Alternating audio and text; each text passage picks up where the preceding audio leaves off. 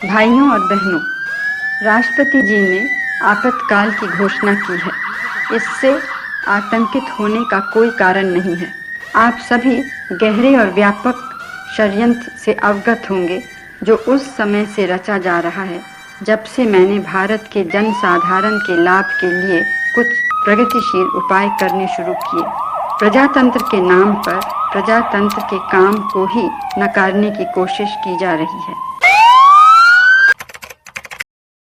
नमस्कार, मैं दीपक पांडे आपके साथ चलती बात के इस शो में आप सबका स्वागत है। दोस्तों, मामला 1971 लोकसभा के चुनाव का है, जिसमें इंदिरा गांधी जी ने राजनारायण जी को चुनाव में हरा दिया था और चुनाव के रिजल्ट आने के 4 साल बाद राजनारायण जी हाई कोर्ट में चुनाव के परिणामों को चुनौती देते हैं और इंदिरा गांधी जी के ऊपर आरोप लगाते हैं कि इंदिरा गांधी जी ने सरकारी मशीनरों का गलत दुरुपयोग किया है। इंदिरा गांधी जी ने तय सीमा से अधिक पैसे खर्च करे हैं। इंदिरा गांधी जी ने अपने मतदाताओं को लुभाने के लिए गलत तरीके का इस्तेमाल करा तथा उन्हें घूस देने की कोशिश करी।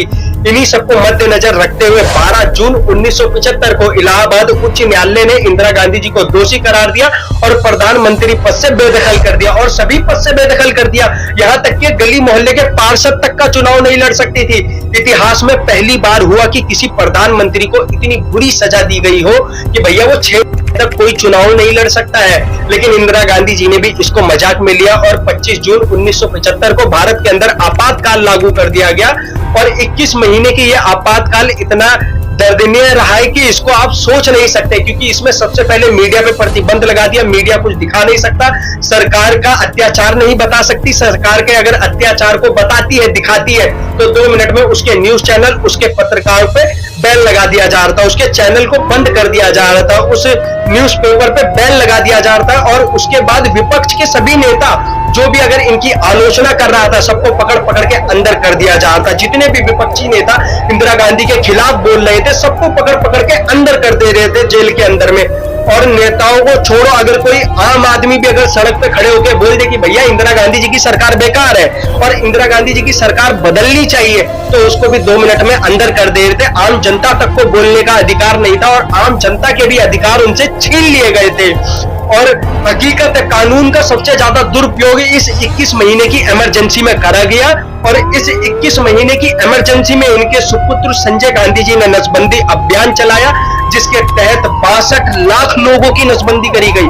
भाई साहब, 62 लाख एक संख्या होती है, 62 लाख आप समझ सकते हैं, जिसमें महिलाएं, पुरुष और अधिकतर इसमें गरीब घर के लोग, मिडिल क्लास के लोग, यही सब थे। गांव के गांव कस्बों को घेर लिया गया था, चारों तरफ से पुलिस गार्ड लगा दिए गए थे और जबरदस्ती जबरन घर से खींच के लोगों की नसबंदी कराई गई है। लेकिन जिसने ये नसबंदी करवाई, उसने अपनी नहीं करवाई, उसने अपने भैया श्री की नहीं करवाई, उसने अपनी माता श्री की नहीं करवाई, उसने अपने कांग्रेस के सभी मेंबरों की नहीं करवाई, एक भी सांसद की नहीं करवाई। लेकिन उन्होंने आम जनता के ऊपर इतना अत्याचार करा कि भैया आप इसको सोच नहीं सकते हो। इसलिए कहते हैं कि 21 महीने की इमरजेंसी जितनी भयावह है, उतनी ज्यादा भैया कभी नहीं हुआ और कानून की सबसे बड़ी हत्या तभी हुई थी।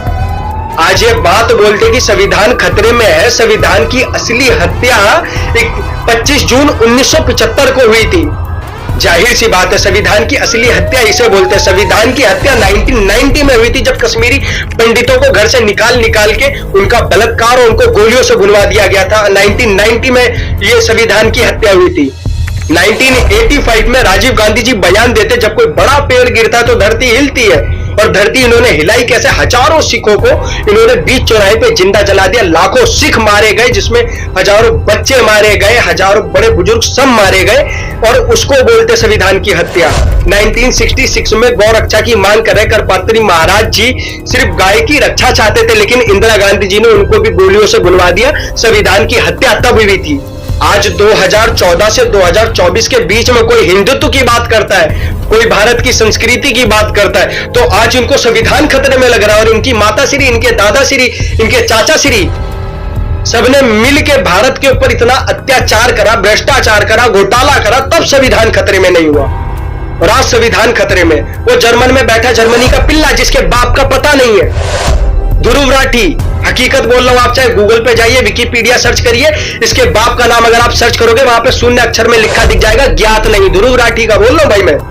और बाबूजी मुंगेरी लाल के सपने देख रहे कि मुझे प्रधानमंत्री बनना है, जो कहता है कि भारत के अंदर सड़कें नहीं बननी चाहिए इतनी, भारत की सेनाओं को रेडार प्रोवाइड करवाना चाहिए, उनको बुलेट प्रूफ जैकेट, उनको मशीन गन, ये सब प्रोवाइड करवाना चाहता है। अब ये राठी जी बताएंगे कि भैया सेना को किस तरीके से खड़ा करना है। जैसे हमारी भारतीय सेना के पास बुलेट प्रूफ जैकेट नहीं है, रेडार नहीं है, एक भी विमान नहीं है, लड़ाकू विमान नहीं है, मशीन गन्स नहीं है, तो अब ध्रुव राठी जी अब हमको ये सब सिखाएंगे कि भैया किस तरीके से हमको बॉर्डर की सुरक्षा करनी है, किस तरीके से भारत को चलाना है, आज ये बताएंगे।